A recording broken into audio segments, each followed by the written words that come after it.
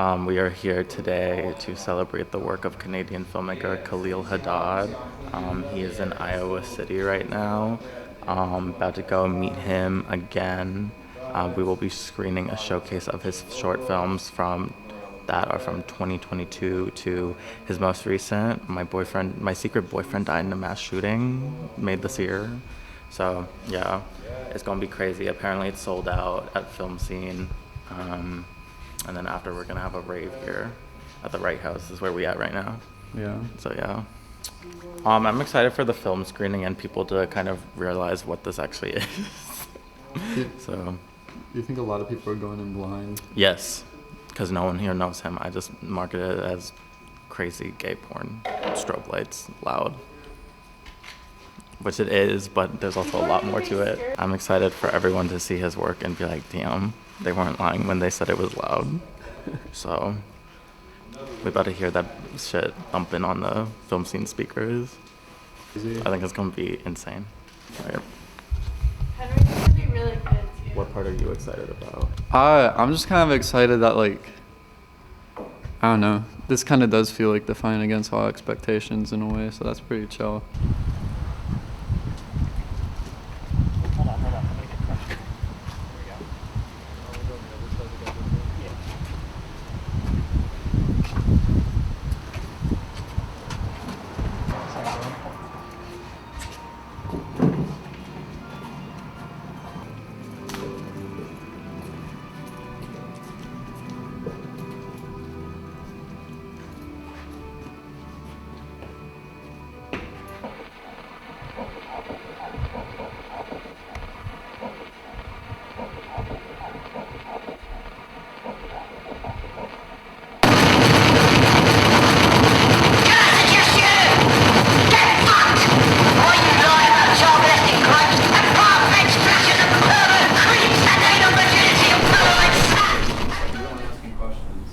Today we're joined with experimental filmmaker Kalil Haddad. Welcome to the show, Kalil. Thank you for having me. Okay, so my first question is, why are you gay? Why am I gay? Yeah, Why not? good answer. Which do you think is worse, being gay or being Canadian? Is Justin Trudeau still in office? No. Is he gay? I've heard tell that Justin Trudeau has twink boyfriends in Ottawa. It kind of feels the same. That's what I heard. That. But now he's dating Katy Perry, and I feel like only a gay man would date Katy Perry at this moment in her career. Real as fuck. Yeah. So let's talk about your movies. So for the viewers, Cleo makes very harsh, experimental, pornographic sin collages. I guess that's a good description for That's a good them. description. So I guess, how do you find that form? The form of just mashing everything together, because you're an editor, right? Yeah. I mean, I edit all my own movies as well. For me, I see it very much as like how a DJ would kind of remix. Yeah. You know what I mean? Like taking these samples and kind of reinterpreting them, recontextualizing them, deconstructing them. So yeah, I always usually kind of think about my editing style in that kind of way. Yeah, and so I think kind of working with found footage is a natural extension of that. Yeah. But I'd kind of been working with my own version, I suppose, of found footage for a while. I had made some older films. I had these films, The Boys of Summer, Muscle Monsters, and Honeypot, that constitute the Glue trilogy, it's called. And those were films that I had shot back in 2017, but didn't come back to editing until 2021. And when I did, they took on a very different form. They went from being it was a dramatic kind of short film to much more experimental. So even before working with found footage, I was kind of already reinterpreting my own material and kind of always been working in that headspace. So when did you think that you felt like a professional filmmaker? I feel like that's kind of a weird question to be when did you start feeling like your work was finally at a place where you could present it and be proud of it, I guess? Yeah. I feel like Taking of Jordan was kind of a big departure from, I guess, more student work, I guess, in that way. But so well, yeah, up until Taking a Jordan, I had been making the films I've been making were all films that I had shot myself. Even if I was doing, like I said, reinterpreting the footage, and they were all films I had shot myself. So Taking a Jordan was a departure at the time in terms of working explicitly with found footage and with explicit found footage. For me, in terms of feeling like I can present my work, right, comes from a lot of I feel like a growing audience of my work and a lot of positive reception and playing at different film festivals and recognizing that there was interest for the work, because when I first made Taking a Jordan, and again, it was such a departure, I didn't really know what, if any, the audience could be, right? And then that film was received so positively, it was really reaffirming. And I think there's also something that this might sound like derogatory, but I mean it kind of as a compliment, that there's something Only a little, kind of. Yeah, a little like immature about your work that I find really exciting, sort of that it sort of wrestles with all these like heavy topics but still manages to make them exciting and not like And really playful. stuffy and academic, which I feel like a lot of experimental filmmakers who deal with that sort of subject matter, they go really austere to sort of shy away from all the rough edges of it. Right. Well, that's the thing. I've always thought that filmmaking and experimental filmmaking should and could be fun, right? And I feel like a lot of people are so turned off, or even people who like film are maybe afraid to approach experimental stuff because they feel like it's too elevated. It's maybe too highbrow. It's too it belongs in a gallery, like that kind of mentality to it.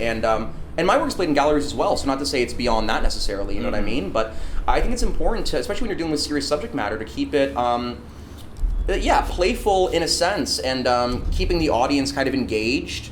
And one also thing that I really enjoy about your movies, but I feel like makes them sort of bastardized a little bit, is how much you pull from like internet aesthetics. Like I think you're vocal about being inspired by things like vaporwave, and I'm also kind of like traumacore, like that sort of kind of, I don't want to say Tumblr aesthetic because that just sounds like dumb, but I guess more stuff that I guess up and coming people who are interested in creating like digital art are into.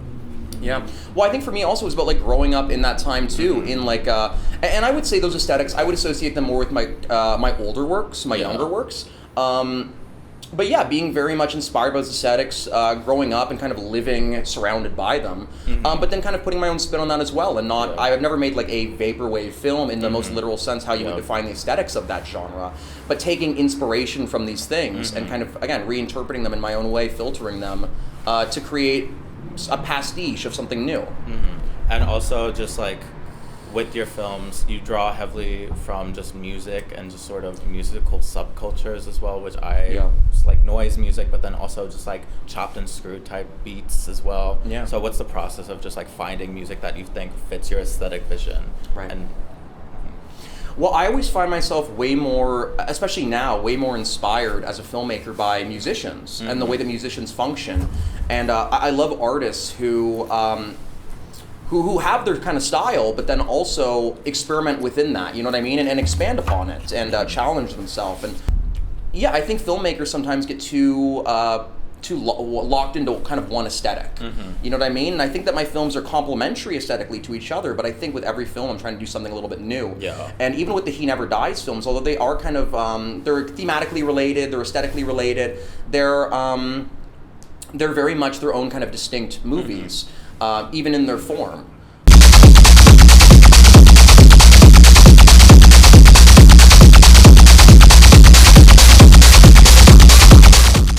Music definitely being a huge inspiration in terms of how I find the mood of film, I would say. Like I listen to a lot of music when I'm envisioning an idea and I'm thinking about, even if I don't literally use the songs I'm thinking about to them, allowing myself to kind of imagine the film to these sounds, to this atmosphere.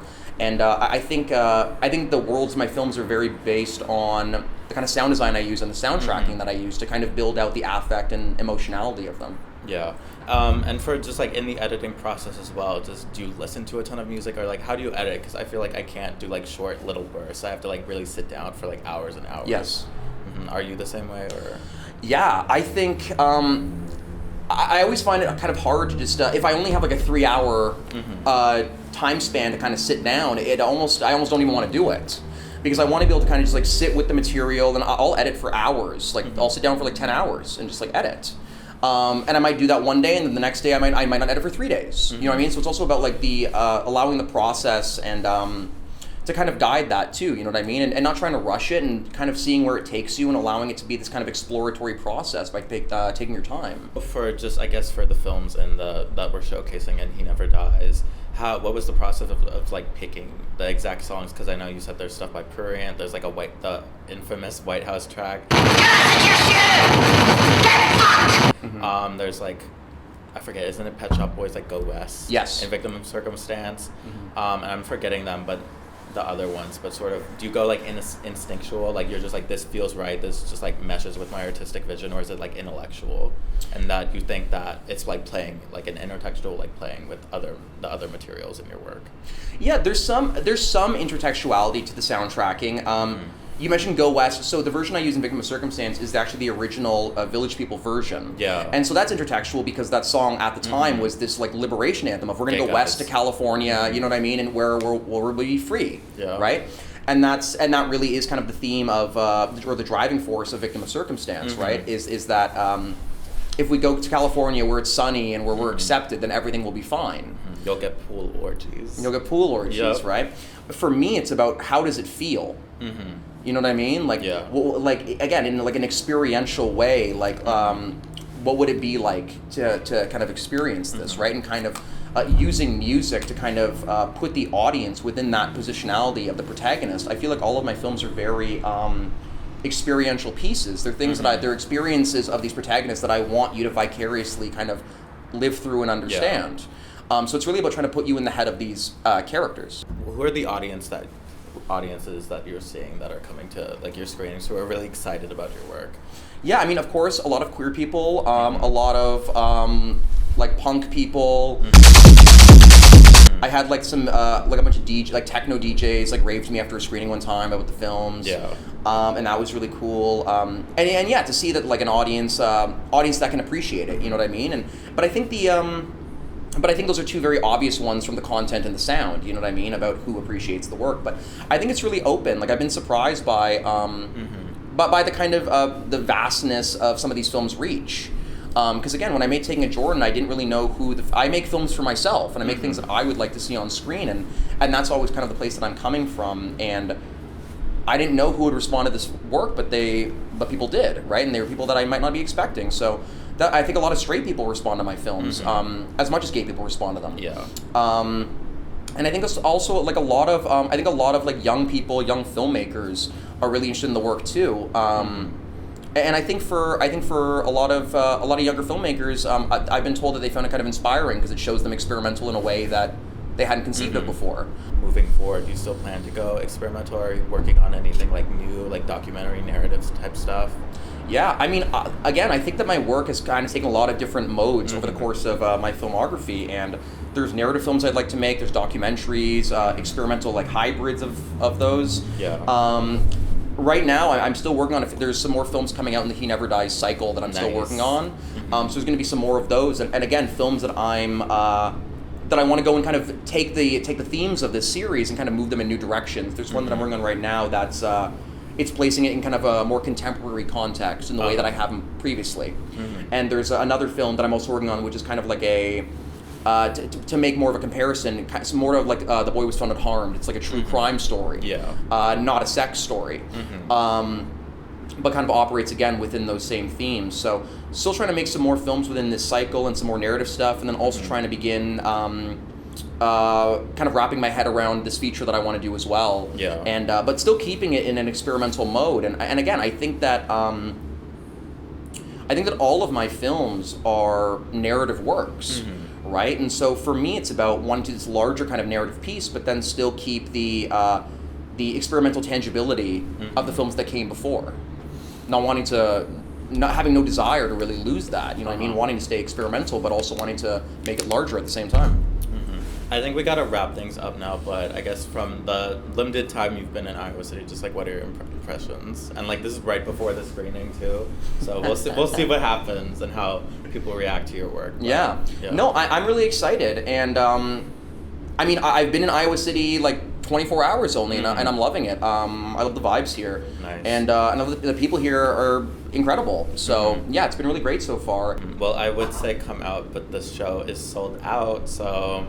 No, we'll see what happens. Kalil Haddad forever.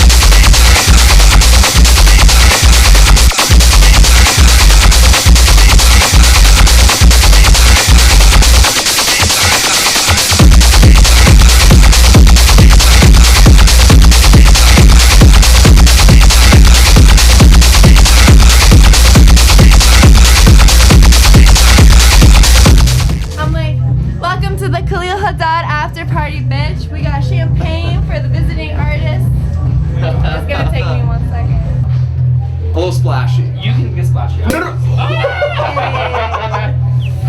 Amazing. Welcome to Iowa. Hell yeah, yo. And not only Iowa, Iowa City. Iowa fucking City.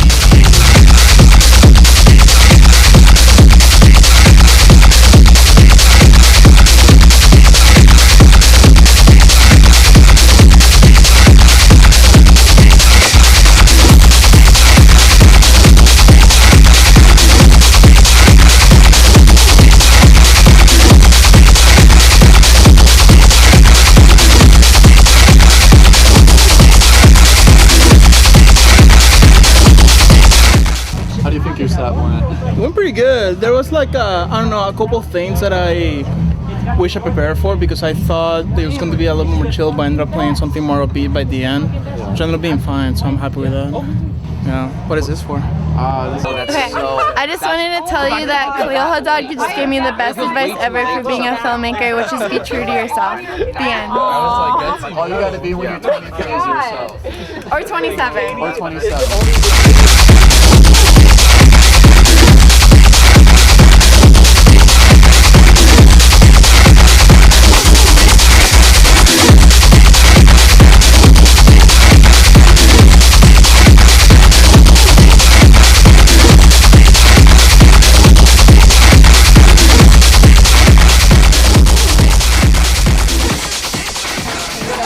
How do you think it went? Exceptionally well. Yeah, Exceptionally well. I mean, what's better than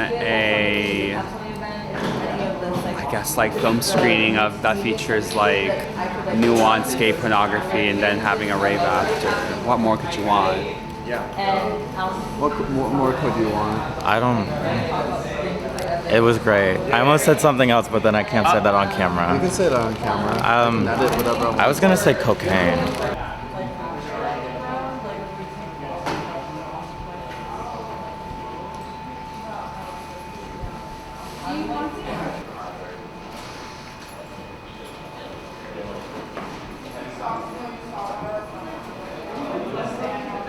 So, and all your like film screenings you've done before, have you had one like this? Never in my life. Hell yeah. Never in my life. Iowa City forever, baby. Iowa City, World City. We know. Iowa City, World City.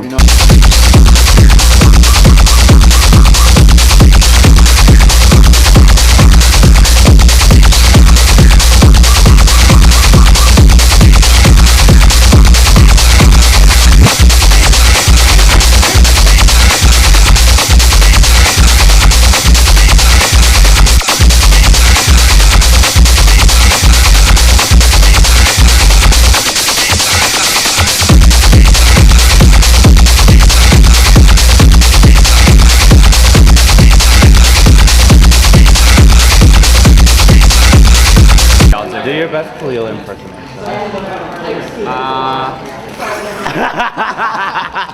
Just always sucking on that little vape. Oh my god.